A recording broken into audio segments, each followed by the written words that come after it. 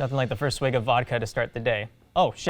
Anyways, hi, I'm Dylan Gowan, and welcome to my very first episode of Overkill Unearthed. There's some of your favorite albums, and now we're going to review them. So if you're brand new to the channel, hi, I'm Dylan. I'm the prog guy, as you can tell from my shirts and from my beanies, because I don't have long hair. I love talking about prog, and today, this is one of the most underrated albums ever.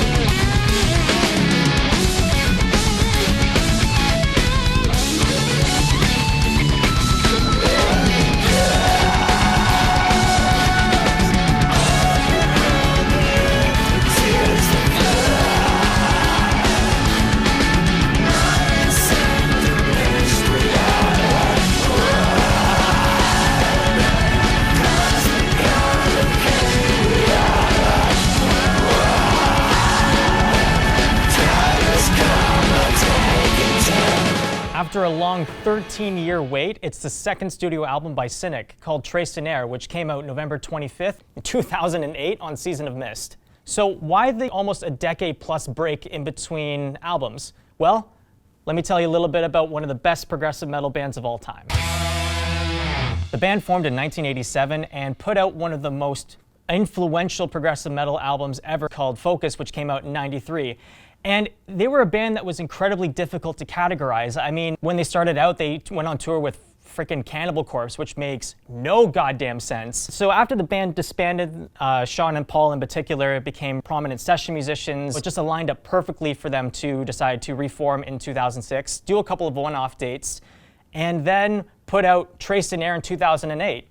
And it was the perfect timing for it as well, because it was a big resurgence among progressive metal bands. You had releases by Gojira and Meshuggah and The Faceless and Opeth. Does Cynic still hold up? Well, we're here to find that out. This is not your stereotypical metal album. There's a lot of different elements thrown in, and it just gives a different perspective on what progressive metal is. The opening track, Nuck Fluens, is an odd opening track, but I absolutely love it. How it continuously builds around the drums and it gets more intense as the song progresses. Even this same formula follows with the next track, The Space for This, which has a really nice kind of clean, ambient, airy-like opening before it gets into this crazy tremolo picking part. What's even just great about that transition is just how melodic each idea is. The tremolo picking riffs, the vocal melodies that follow the snare is also another notable highlight. The chorus and the MIDI drum solo that happens towards the very ends, where Sean's really playing in that space, very jazzy, very light with the ride, and kind of going a little off beat, but somehow making it all work incredibly well. It's just one of those tracks where you just have to listen to it and just really kind of dissect each moment, because there's just something new that you discover every single time you listen to it. The biggest highlight for me easily is Sean Reinhardt's drumming. I mean, the guy is just a master of drumming, and it just comes up with just incredibly creative ideas to go from section to different section. Evolutionary Sleeper, how it just has that just freaking awesome tom intro, like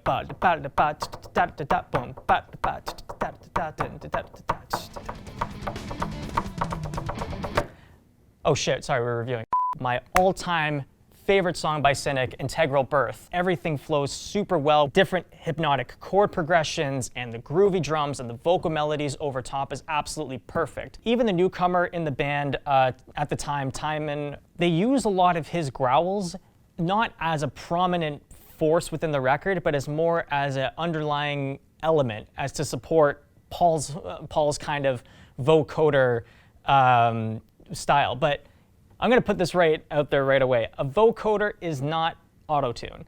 It's just an effect that they use to help beef up some of the vocal lines. So he doesn't use it as more of like a T-Pain kind of a thing, but he uses it more sparingly, which makes it much more tasteful. Adam's Murmur is kind of one of the calmest sounding songs in the album, but also has a lot of different kind of spastic ideas thrown into it, especially during the calm pre-chorus, the breaks like the da-da-da-da,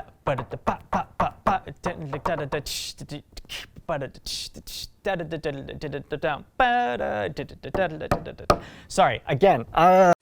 It's difficult to describe it because it goes from different sections. You just can't help but sing along to every single melody that's thrown your way. And one of my all-time favorite tracks by Cynic, Kings for Those Who Know, it drastically jumps and changes moods from the heavy riffing to clean breaks and the ambient interludes. And each solo that's thrown into this track is just very jazz influenced, and it doesn't drag on, and it's very melodic, and it just grabs your attention immediately. And this band is just so freaking good at just the way that they structure songs. You just can't help but just being completely enthralled by the music that these guys are able to put out, because it's just so different from the pack. One band that's not afraid to throw in all these different elements and the kitchen sink and just create just a really strong masterpiece of an album. Paul Masvidal delivers probably his best performance ever. And Sean Malone's playing is very prominent. You can hear the bass really well.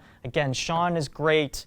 Tymon's great. The production is not over the top, and it allows a lot of the instruments to breathe, and you can really hear everything. There's always something new to unpack every single time you listen to this record, which makes this arguably one of the top 10 best progressive metal albums of all time.